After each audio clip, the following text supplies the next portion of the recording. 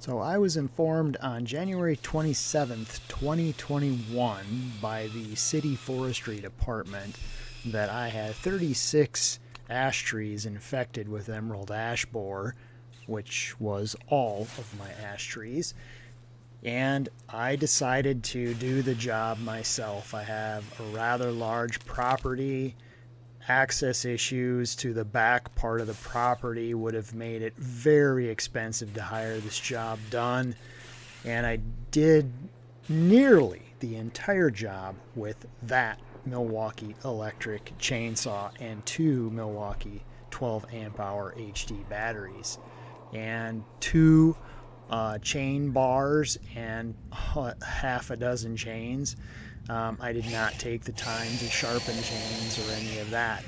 I do also have a Stihl brand MS 180C chainsaw that I had to get out of the attic and use toward the end of the job because I cut my Milwaukee bound up in a tree. It was a tree that had a really bad lean to it, and I cut my notch a little too far in. It pinched the saw in the notch, and I had to go get the Stihl gas chainsaw, and I had to cut my Milwaukee out of it.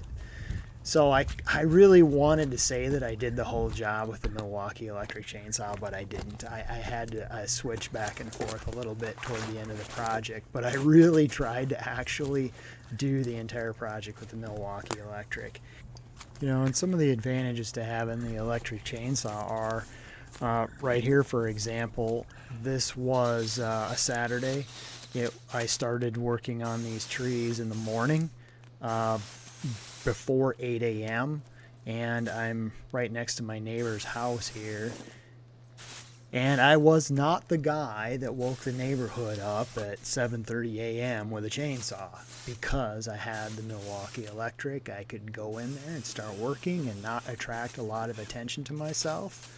And that's one of the things I really like about that saw. The other thing I really like about that saw versus my Stihl MS 180C is that it does not bog. So the electric is constant torque. It pulls and pulls and pulls that chain through that wood and does not relent unless that battery is dead. Now right here you're going to see me haul this load of branches about 30 feet and dump it, and you might be asking yourself, why isn't this guy dumping this stuff into a trailer? The trailer is full. I don't have access to the brush dump, and that area where I'm dumping it is the only high ground in the area that I have to stage this for processing and hauling it out later. The area where I'm driving right now gets really muddy and swampy, and I only have 1 or 2 days. I'm working against the clock here because this is gonna go frost out very soon and I'm gonna be in mud. So I am just trying to get the wood out of the swamp up to the high ground where I can process it later. These sequences of video are not in chronological order.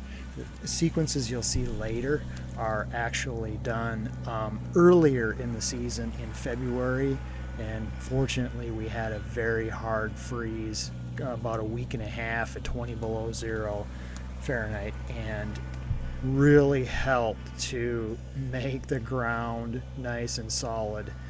So that was the only way that I could really get back there and get these trees out of this property, was because of the winter freeze. And I'm right at the tail end of the season here, and things are starting to get sloppy, and things did get really sloppy right around the first and second week of March, which is when I finished up. I finished up the Saturday before St. Patrick's Day 2021.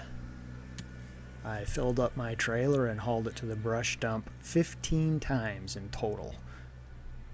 So here's the drone flyover of another pile of my trees. There's a trailer, it's full. This is on a Saturday, and I don't have access to the brush dump on that day.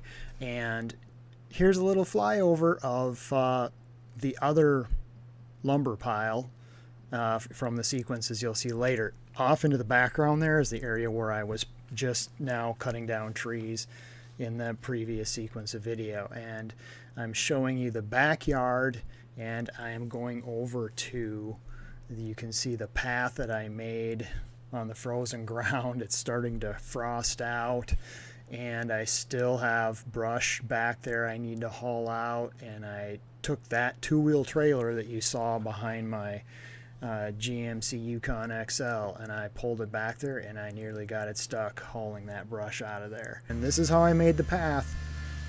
Just sat and worked and worked and worked through the snow and through the buckthorn, and just pushing and busting down branches and getting out and cutting things up, and eventually I ended up with this path. And this is, I think this is right after that week and a half of bitter cold weather, which was really a godsend, because there were portions of this path when I was creating it where the tractor was breaking through, you know, the 2-inch thick frost layer into the mush, and it was getting close to getting the thing stuck at times. Right there on the right side is one of the spots. But that week and a half at 20 below firmed everything up, and I was able to get back there, cut down those big trees, and haul those big logs out of there on that frozen swamp is what that is. And you'll see here coming up, I mean, this was a long path that I had made back there, just any way I could get back there. And this was one of the bigger trees that I had to get, which was way in the back of the property. You see all those extremely dry cattails in this area around that tree? You know, I don't know, what do you think the fire hazard is using a regular gas chainsaw in a situation like this? Okay, it's falling, it's falling.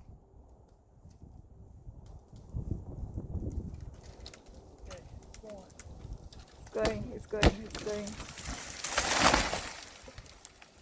A lot of work. It was a big job. My wife was very concerned about my safety, and she's out there with me right now. She would not let me go back there and cut those trees down unless she was there keeping an eye on me, and I thought that was probably a pretty good idea. So I gave her the DJI gimbal and set up the camera on there, and she did this camera work for me.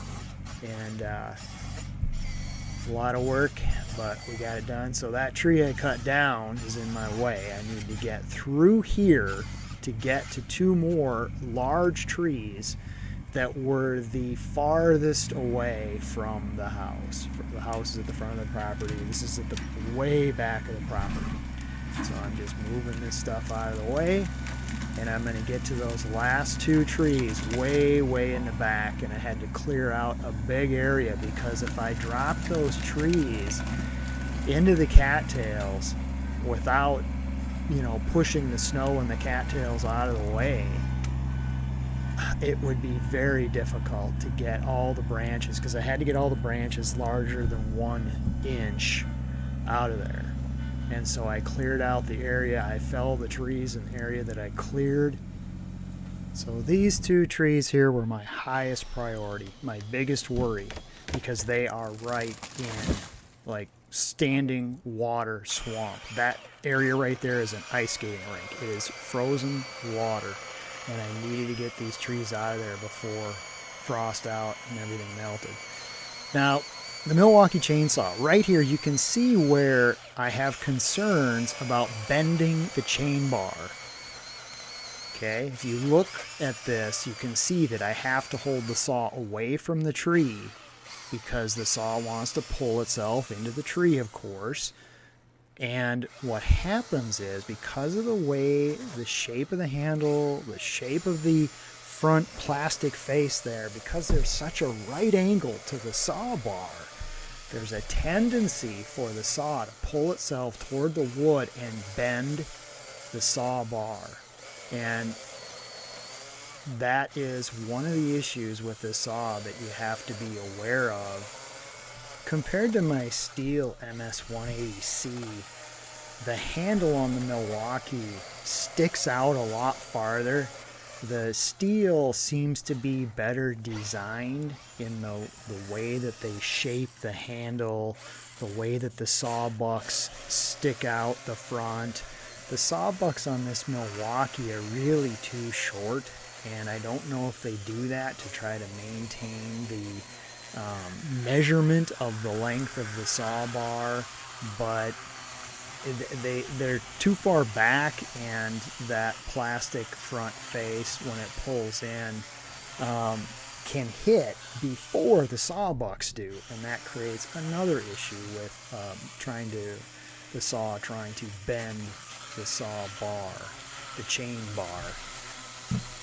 But once you kind of learn those things about the saw is a champ. I mean, that thing can handle being overworked like crazy. I mean, it really performs really well. You know, when you have the saw in this direction with the handle down, there's much more of a limitation than compared to the MS 180C. Okay, now I'll go back by the tractor. Okay. It's coming down. It's coming down.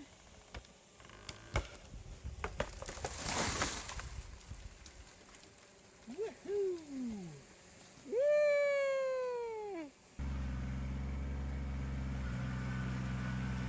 And I have to cut these stumps low, and I have to debark the stumps, which typically isn't a requirement, but because of emerald ash borer, I have to cut the stumps down low, and I have to debark the stumps. So in that situation, there were some challenges with the Milwaukee design on the handle and getting low to the ground.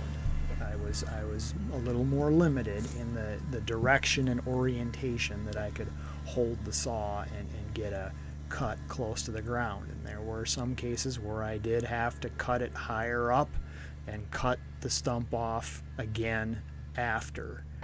But that wasn't one of them. So here I am going across a ditch. This ditch is frozen solid thanks to the cold weather.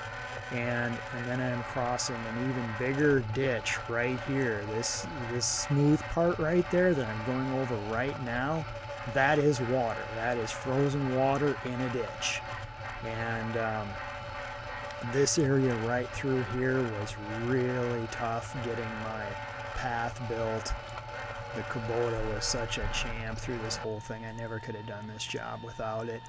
It got a little beat up. There's a little bit of bent sheet metal on the fenders. There's a busted tail light. There's some holes in the front grille because of sticks and things that, you know, fly up and poke into it. And when you're working in brush and rough stuff like that, it's inevitable.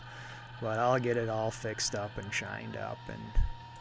And I got the job done none too soon, because this is March 10th.